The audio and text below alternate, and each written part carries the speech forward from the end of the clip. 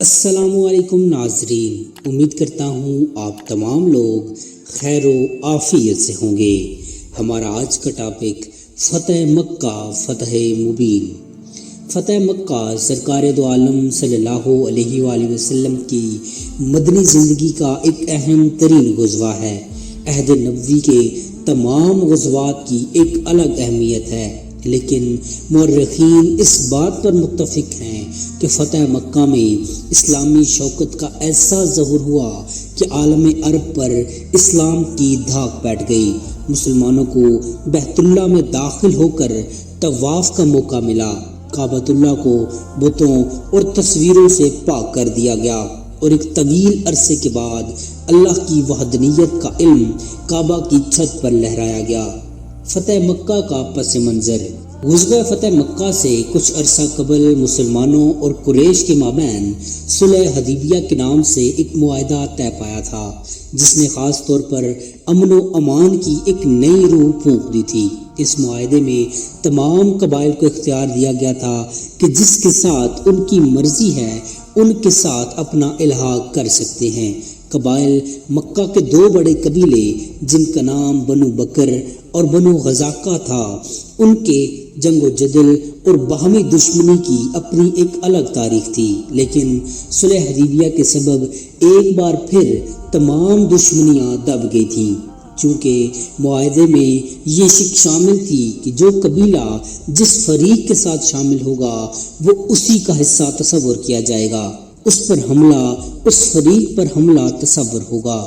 اس معاہدے کے تحت بنو غزاہ نے آقا دو عالم صلی اللہ علیہ وآلہ وسلم کے گروہ میں شامل ہو گئے، جبکہ بنو بکر قریش مکہ کے ساتھ شامل ہو گئے۔ کچھ عرصہ فریقین پرامن رہے۔ اسی صلح سے فائدہ اٹھاتے ہوئے اسلام کی ترقی میں تیزی آ گئی، تاہم شعبان 8 ہجری 630 میں بنو بکر نے بنو غزاہ پر حملہ کر دیا۔ اس وقت بنو غزاہ ایک چشمے پر موجود تھے۔ اس موقع پر قریش مکہ نے معاہدے کی واضح خلاف ورزی کرتے ہوئے نہ صرف ان کو ہتھیار فراہم کیے بلکہ قریش مکہ کی کئی لوگ نقاب اوڑھ کر ان کے ساتھ حملے میں شامل ہو گئے، یہاں تک کہ بنو غزاہ حرم تک پہنچ گئے اور ان سے امن کی درخواست کی، لیکن حرم کا بھی لحاظ نہ رکھا۔ اس واقعے کے بعد عمرو بن سالم خزاعی نے مدینہ منورہ کا رخ کیا اور دربار رسالت میں اشعار کی صورت میں اپنی عرضداشت پیش کی۔ رسول اللہ صلی اللہ علیہ وآلہ وسلم نے اشعار سماعت کیے اور ارشاد فرمایا، کہا عمرو بن سالم تمہاری مدد کی گئی، یعنی تمہاری مدد کی جائے گی۔ اس کے بعد بدائل بن وقار کی سربراہی میں ایک وفد بارگاہ رسالت میں حاضر ہوا، تفصیلات عرض کی اور ساتھ یہ بھی عرض کیا کہ مکہ کے کون سے لوگ اس میں ملوث پائے گئے تھے۔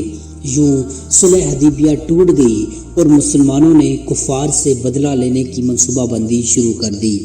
ایک اور روایت میں موجود ہے کہ اس واقعے سے 3 دن قبل حضور اکرم صلی اللہ علیہ وآلہ وسلم نے سیدہ عائشہ رضی اللہ تعالیٰ عنہ کو تیاری کرنے کا حکم دیا اور ساتھ ہی حکم دیا کہ اس تیاری کی بابت کسی کو معلوم نہ ہو، یہاں تک کہ سیدنا ابو بکر صدیق تشریف لائے اور تیاری دیکھ کر پوچھا تو سیدہ عائشہ نے ان کو بتانے سے معذرت فرمائی۔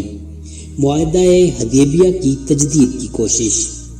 قریش مکہ کو اس بدعہدی کا جلد احساس ہو گیا اور ان کو اس بات کا بھی ادراک ہو گیا کہ اب مسلمان کمزور نہیں رہے، چنانچہ ابو سفیان اس صلح کو بحال کرانے کے لیے مدینہ منورہ آیا، مختلف صحابہ اکرام کے دروازے پر گیا، سب نے اس کو ملنے سے انکار کیا، یہاں تک کہ اپنی صاحبزادی ام حبیبہ کے گھر گیا جو سرکار کی زوجیت میں تھی۔ انہوں نے اپنے باپ کو سرکار صلی اللہ علیہ وآلہ وسلم کے بستر پر بھی بیٹھنے نہ دیا۔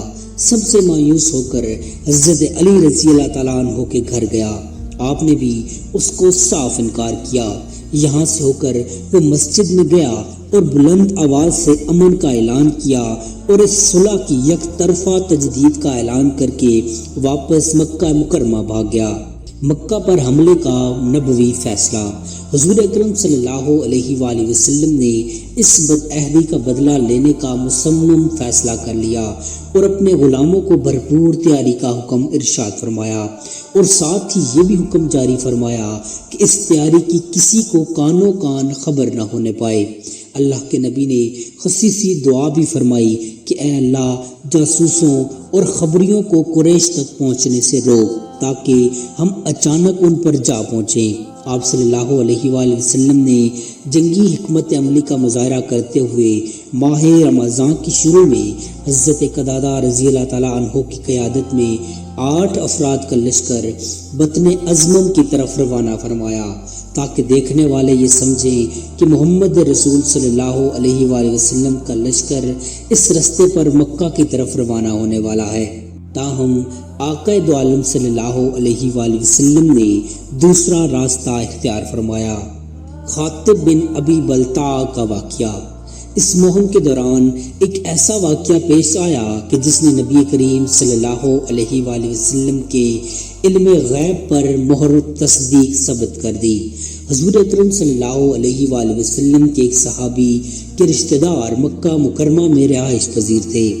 انہوں نے اپنے رشتہ داروں کی خیریت کے لالچ میں کفار مکہ کو ایک خفیہ خط کے ذریعے سرکار دو عالم صلی اللہ علیہ وآلہ وسلم کی تیاری کے بابت آگاہ کیا۔ حضور اکرم صلی اللہ علیہ وآلہ وسلم نے حضرت علی، حضرت مقداد، حضرت زبیر اور حضرت ابو مسرسر غنوی کو بھیجا، ابھی کے ابھی روضہ خاقہ میں جاؤ، وہاں ایک عورت کے پاس خط ہوگا، وہ اس سے لے کر آؤ۔ چنانچہ صحابہ اکرام کی جماعت سرعت رفتاری کے ساتھ وہاں پہنچی۔ فرمان رسالت صلی اللہ علیہ وآلہ وسلم کے مطابق وہاں عورت موجود تھی۔ اس کی اونٹنی کی تلاشی لی گئی لیکن کچھ برآمد نہ ہوا۔ حضرت علی رضی اللہ تعالیٰ عنہ نے فرمایا کہ اللہ کے نبی کا فرمان غلط نہیں ہو سکتا، خود خط نکال کر دو ورنہ ہم سخت اقدام کریں گے۔ چنانچہ اس نے وہ خط اپنے بالوں کے جوڑے سے نکال کر ان کے حوالے کر دیا۔ تاہم حضور صلی اللہ علیہ وآلہ وسلم نے حضرت خاطب کی اس خطا کو معاف فرما دیا۔ لشکر اسلام کی روانگی۔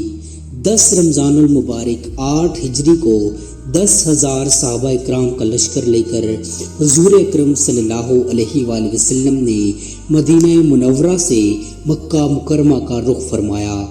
اب واہم غفاری کو مدینے میں اپنا قائم مقام مقرر فرمایا۔ مدینہ سے باہر نکل کر 2000 افراد اور اسلامی لشکر کے ساتھ مل گئے۔ یوں 12,000 کا صحابہ کا لشکر جرار مدینہ سے مکہ کی طرف روانہ ہو گیا، لیکن اللہ کی قدرت اور سرکار دو عالم صلی اللہ علیہ وآلہ وسلم کی دعا کی بدولت کہ اتنی بڑی سرگرمی سے کفار بے خبر رہے۔ اسلامی لشکر کا پڑاؤ۔ حضور اکرم صلی اللہ علیہ وآلہ وسلم پیش قدمی کرتے ہوئے مکہ مکرمہ سے محض ایک منزل کے مسافر پر ایک مقام پر قیام فرمایا۔ آپ نے سارے اسلامی لشکر کو پورے میدان میں پھیلا دیا۔ ہر صحابی کو کہا کہ اپنا الگ الگ چولہا روشن کریں۔ رات کے وقت ابو سفیان خبر گیری کے لیے مکہ سے باہر نکلا تو آگ کا اتنا بڑا الاؤ دیکھ کر پریشان ہو گیا۔ اس کو ایک خیال یہ تھا کہ شاید یہ بنو غزہ کا لشکر ہو، لیکن ابو سفیان نے اس خیال کی تردید کی کہ ان کا لشکر اتنا عظیم نہیں ہو سکتا۔ اس اثنا میں ابو سفیان کی ملاقات حضرت عباس رضی اللہ تعالیٰ عنہ سے ہوئی۔ آپ نے ابو سفیان کو آگاہ کیا کہ بہتر یہی ہے کہ حضور اکرم صلی اللہ علیہ وآلہ وسلم سے امان طلب کر لو، ورنہ اس عظیم لشکر کے سامنے تمہاری کوئی اوقات نہیں۔ حضرت عباس نے ابو سفیان کو اپنے خچر پر ساتھ بٹھایا اور سرکار دو عالم صلی اللہ علیہ وآلہ وسلم کی بارگاہ میں پیش کر دیا۔ حضرت عمر بن خطاب رضی اللہ تعالیٰ عنہ اس کے قتل کے در پر ہوئے، لیکن سرکار دو عالم صلی اللہ علیہ وآلہ وسلم نے منع فرما دیا۔ ایک ایسا شخص جس نے مسلمانوں کے خلاف جنگیں لڑی، جس نے اسلام کو نقصان پہنچانے کی ہر ممکن کوشش کی، جس نے نبی کریم کو شہید کرنے کی کوشش کی، جس کی بیوی ہندا نے حضرت حمزہ رضی اللہ تعالیٰ عنہ کا کلیجہ چبایا۔ ایسے متعصب اور کٹڑ دشمن کو سامنے پا کر معاف کرنا اللہ کے نبی کی صفت ہو سکتی ہے، عام آدمی اس کو معاف کرنے کا تصور بھی نہیں کر سکتا۔ حضور اکرم صلی اللہ علیہ وآلہ وسلم کی شان کریمی کا اظہار۔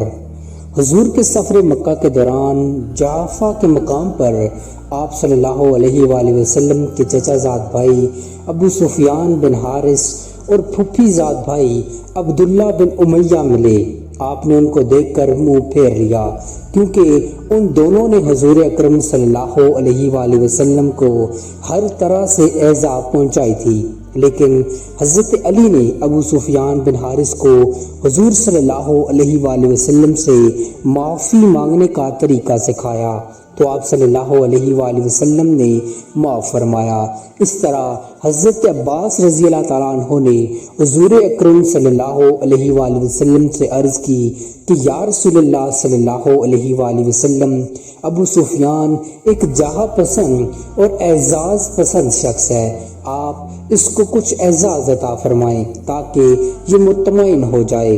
حضور اکرم صلی اللہ علیہ وآلہ وسلم نے شان کریمی کا بے مثال مظاہرہ فرماتے ہوئے اعلان فرمایا کہ جو شخص ابو سفیان کے گھر داخل ہوگا اس کو بھی امان ہوگی، جس پر ابو سفیان از حد مسرور ہوا۔ لشکر اسلام کی روانگی۔ حضور اکرم صلی اللہ علیہ وآلہ وسلم نے لشکر اسلام کو مکہ کی طرف کوچ کا حکم ارشاد فرمایا۔ آپ صلی اللہ علیہ وآلہ وسلم نے حضرت عباس رضی اللہ تعالیٰ عنہ کو حکم دیا کہ ابو سفیان کو پہاڑ کی چوٹی پر کھڑا کرو تاکہ سارا لشکر اس کے سامنے سے گزرے۔ چنانچہ ایسا ہی کیا گیا، ہر قبیلہ اپنے اپنے پرچم کے ساتھ گزرتا۔ ابو سفیان حضرت عباس سے دریافت کرتا، یہ کون سا قبیلہ ہے؟ حضرت عباس قبیلے کا نام بتاتے، یہاں تک کہ آپ صلی اللہ علیہ وآلہ وسلم کا دستہ مبارک گزرا۔ آپ صلی اللہ علیہ وآلہ وسلم کے آگے چلتے ہوئے صحابہ ترانے پڑھ رہے تھے۔ حضرت سعد کے ہاتھ میں سرکار دو عالم صلی اللہ علیہ وآلہ وسلم کے لشکر کا پرچم تھا۔ ابو سفیان نے حضرت عباس سے کہا، تمہارے بھتیجے کے ساتھ بھلا کس کی طاقت ہے کہ جنگ لڑیں؟ اس نے تو بڑی سلطنت جمع کر لی ہے۔ حضرت عباس نے فرمایا، یہ بادشاہت نہیں بلکہ نبوت ہے۔ ابو سفیان کی قریش مکہ کو اطلاع۔ یہ حالات دیکھ کر ابو سفیان تیز رفتاری سے مکہ کی طرف دوڑا اور بلند آواز میں قریش مکہ کو کہا، اے اہل قریش، محمد صلی اللہ علیہ وآلہ وسلم اتنا عظیم لشکر لے کر آئے ہیں، تم میں مقابلے کی تاب نہیں، لہٰذا جو ابھی ابو سفیان کے گھر میں داخل ہو جائے اس کو امان ہے۔ یہ سن کر جگر خور حمزہ ہندا بنت عتبہ ان کی مونچھ پکڑ کر بولی، مار ڈالو اس چرب زبان کو۔ ابو سفیان نے اپنی بیوی کو ڈانٹا اور حضور صلی اللہ علیہ وآلہ وسلم کا اعلان لوگوں تک پہنچا دیا، کیونکہ ابو سفیان کا گھر اتنا بڑا تو نہیں تھا کہ سب لوگ اس میں داخل ہو سکتے۔ چنانچہ یہ اعلان کیا گیا کہ جو اپنے گھر میں داخل ہو گیا اس کو بھی امان ہے۔ یہ سن کر اہل مکہ حرم کی طرف دوڑے اور کچھ اپنے اپنے گھروں کی طرف بھاگے۔ مکہ میں داخل ہونے کے لیے لشکر کی ترتیب۔ حضور اکرم صلی اللہ علیہ وآلہ وسلم نے مکہ میں داخل ہونے سے قبل ذیت طور کے مقام پر لشکر کی تقسیم کی اور مکہ مکرمہ میں مختلف راستوں سے داخل ہونے کی حکمت عملی اختیار فرمائی۔ حضرت خالد بن ولید کو حکم دیا کہ وہ مکہ مکرمہ کے زیریں حصے کی طرف سے داخل ہو۔ ان کو راستے میں کچھ مزاحمت ہوئی جس کو حضرت خالد بن ولید نے کچل دیا۔ حضرت زبین بن عوام کو حکم دیا کہ وہ مکہ کے بالائی حصے کی طرف سے داخل ہوں اور مقام ہجون میں سرکار کا انتظار کریں۔ حضرت ابو عبادہ کو حکم دیا کہ وہ وسطی رستے میں مکہ مکرمہ میں داخل ہوں۔ یہ تمام لشکر اپنے اپنے مقررہ راستوں سے ہو کر مقررہ مقام پر پہنچ گئے اور آقا دو عالم صلی اللہ علیہ وآلہ وسلم کی تشریف آوری کا انتظار کرنے لگے۔ سرکار دو عالم صلی اللہ علیہ وآلہ وسلم کی مکہ مکرمہ میں فاتحانہ تشریف آوری۔ اللہ کے آخری نبی آج اپنے اس آبائی شہر میں فاتح کی حیثیت سے داخل ہو رہے تھے، جہاں سے آپ صلی اللہ علیہ وآلہ وسلم کو رات کی تاریکی میں نکلنا پڑا تھا، جہاں پر آپ صلی اللہ علیہ وآلہ وسلم پر ظلم و ستم کے پہاڑ توڑے گئے تھے، جہاں پر مکہ کی وسعتیں آپ صلی اللہ علیہ وآلہ وسلم پر تنگ کر دی گئی تھی، جہاں آپ صلی اللہ علیہ وآلہ وسلم کو طواف کرنے سے روک دیا جاتا تھا، جہاں آپ صلی اللہ علیہ وآلہ وسلم پر اوجڑی ڈال دی جاتی تھی، جہاں آپ صلی اللہ علیہ وآلہ وسلم پر پتھر برسائے جاتے تھے، جہاں آپ صلی اللہ علیہ وآلہ وسلم کا مذاق اڑایا جاتا تھا۔ آج اس شہر میں 12,000 کے لشکر کے ساتھ انا فتحنا لک فتحا مبینا کی بشارت لے کر یہ عظیم، کامل اور آخری نبی مکہ میں داخل ہو رہے تھے۔ اسی دن آپ نے سیاہ امامہ باندھ کر رکھا تھا، ایک اونٹنی پر سوار تھے۔ جو ہی آپ صلی اللہ علیہ وآلہ وسلم کی نظر بیت اللہ شریف پر پڑی تو آپ صلی اللہ علیہ وآلہ وسلم کا سر اقدس اللہ کریم کی بارگاہ میں جھک گیا۔ آپ صلی اللہ علیہ وآلہ وسلم نے اپنا سر اس قدر جھکایا کہ آپ کے امامہ شریف کی سلوٹیں ڈھیلی پڑ گئیں۔ اونٹنی پر ہی آپ صلی اللہ علیہ وآلہ وسلم نے طواف فرمایا۔ خطبہ رسالت۔ مختلف کتب سیرت میں حضور اکرم صلی اللہ علیہ وآلہ وسلم کا خطبہ درج ہے، اس کا مفہوم عرض کر رہا ہوں۔ آپ صلی اللہ علیہ وآلہ وسلم نے فرمایا، اے قریشیو، اللہ نے تم سے جاہلیت کے غرور کو ختم کر دیا، سب آدم کی اولاد ہیں اور آدم مٹی سے بنے ہیں۔ آپ صلی اللہ علیہ وآلہ وسلم نے فرمایا، تم میں سے بہتر وہ ہے جو زیادہ پرہیزگار ہے۔ آپ صلی اللہ علیہ وآلہ وسلم نے پوچھا، اے قریش، بتاؤ میں تمہارے ساتھ کیا کرنے والا ہوں؟ سب نے کہا، آپ شریف بھائی ہیں، شریف بھائی کے بیٹے ہیں۔ آپ صلی اللہ علیہ وآلہ وسلم جو کریں گے اچھا کریں گے۔ آپ صلی اللہ علیہ وآلہ وسلم نے فرمایا، جاؤ، تمہیں آزاد کیا، سب کو معاف کیا۔ یہ جرأت انگیز حوصلہ صرف آپ کا ہی ہو سکتا ہے، ورنہ اس موقع پر انسان کہاں قابو میں رہتا ہے۔ بتوں کی تدبیر۔ فتح مکہ کا سب سے اہم مرحلہ بیت اللہ شریف کو بتوں سے پاک کرنا تھا۔ اس وقت کعبہ میں 360 سے زائد بت موجود تھے۔ آپ صلی اللہ علیہ وآلہ وسلم نے اپنی کمان کے ساتھ بتوں کو گراتے اور آپ کی ایک ٹھوکر سے بت اوندے منہ گرتا۔ عثمان بن طلحہ چابی لے کر کعبہ کے اندر داخل ہوئے، اس کو تصویروں سے پاک کیا۔ حضرت بلال نے کعبہ کی چھت پر کھڑے ہو کر آذان دی اور انہوں نے کعبے میں طویل عرصے کے بعد اللہ کی وحدانیت کا اعلان کیا۔ اللہ تعالیٰ سے دعا ہے کہ وہ ہمیں سیرت رسول صلی اللہ علیہ وآلہ وسلم پر عمل کرنے کی توفیق عطا فرمائے، آمین۔ امید کرتا ہوں آپ کو ہماری آج کی ویڈیو پسند آئی ہوگی۔ مزید ایسی انفارمیٹیو ویڈیوز دیکھنے کے لیے چینل کو سبسکرائب کر لیجئے۔ جزاک اللہ خیرہ۔